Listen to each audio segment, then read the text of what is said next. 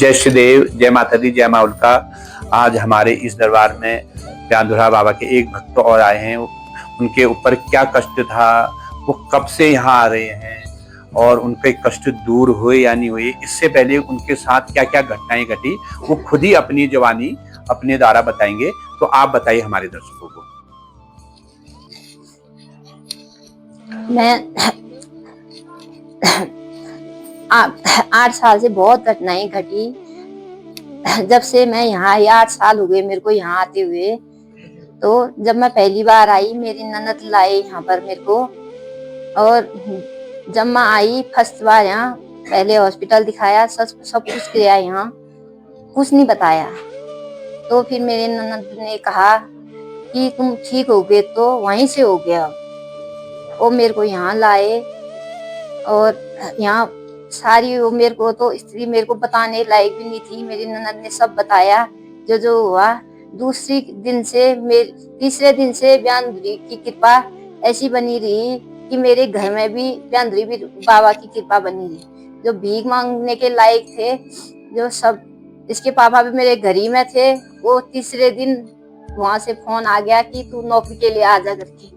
मेरे को इतनी कृपा बनी रही ब्यानधुरी बाबा की कि मैं कह नहीं सकती हूँ कि ब्यानधुरी बाबा, मेरे को यहाँ आने तक का खर्चा नहीं था। ब्यानधुरी बाबा ने यहाँ से मेरे को आने जाने का भी सब कुछ वो किया, मेरे को इतनी कृपा बनाई। आते आते मेरे को 8 साल हो गए कि मैं ऐसी हो गई, मैं एक पानी लाने के, लोटा लाने के लायक भी नहीं थी। ऐसी थी। धीरे धीरे ब्यानधुरी की कृपा ऐसी बनी रहे। मेरे बच्चे भी बड़े हुए, सब कुछ, रहने के लिए जगह नहीं थी, जगह थी भी तो ऐसी थी, घर कुछ नहीं था।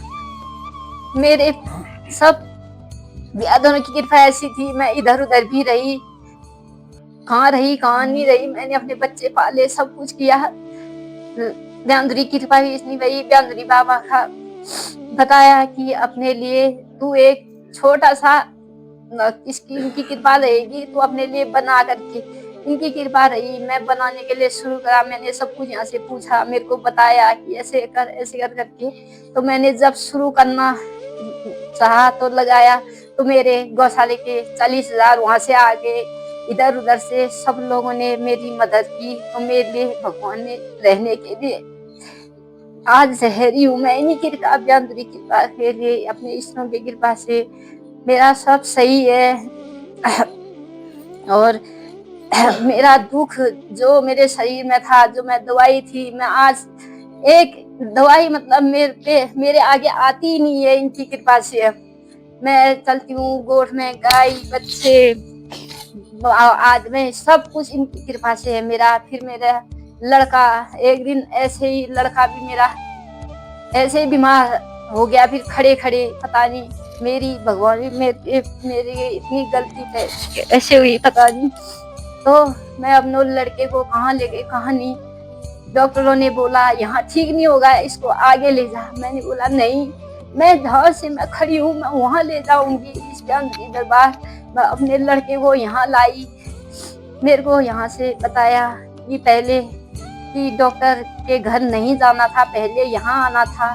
खाली मैंने जो खर्चा उतना वहाँ किया, मैं यहाँ दरबार में कुछ करती तो कुछ होता।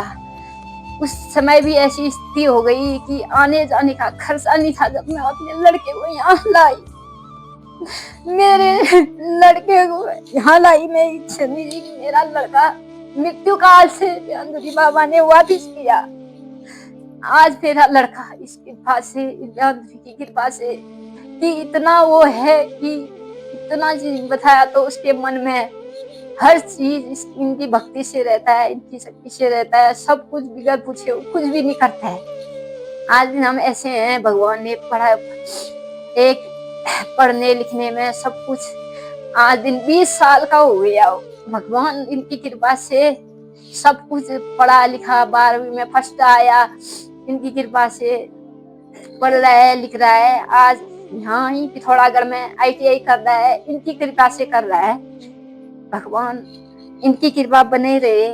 सब लोग भक्तों में विश्वास करो, आगे को। तो मैं ये कहना अच्छा चाहता हूँ कि जिस लड़के को डॉक्टर ने बोला था कि उसके जो गले में जो दर्द थी, डॉक्टर ने क्या बोला था, ये लड़का यहाँ सही नहीं हो पाएगा, इसको तुम बाहर ले जाओ, यहाँ ले जाओ, हल्द्वानी ले जाओ, दिल्ली ले जाओ, ऐसा तो बोला।